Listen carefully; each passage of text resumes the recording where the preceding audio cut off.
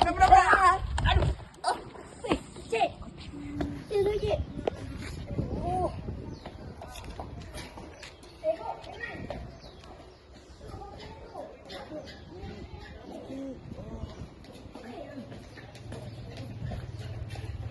Okey tak?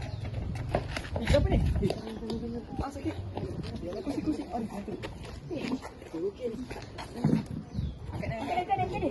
Tangan lagi. 2, 3. Okey.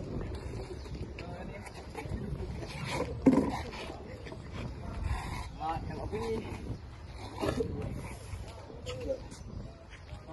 Kau ingat tak ada tinggi kau kan? Kau ingat tak kita belajar bantu muli? Oh, bantu muli. Yang untuk kalau kita punya tangan patah atau masuk dapat. Teknik ada. Kita luruskan kain anduk.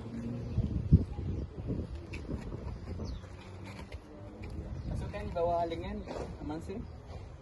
Pastikan masukkan secara berhati-hati supaya mangsa tak mengalami kecederaan lagi. Selangkan yang letakkan di bahu kanan dan bahu kiri mangsa. Pastikan tangan mangsa dalam keadaan tegak.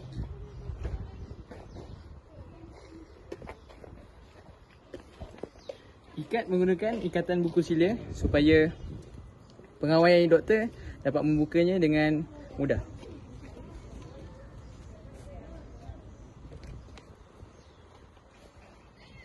Seterusnya, kita membuat kemasan pada kain andul yang kita telah buat.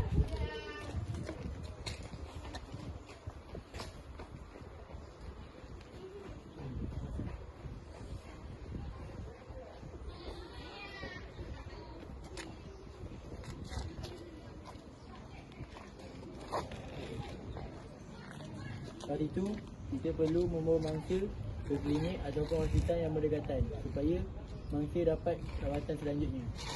Sekian, terima kasih. Daripada kami, pengangkat SMKA Tuan Perak. Terima kasih.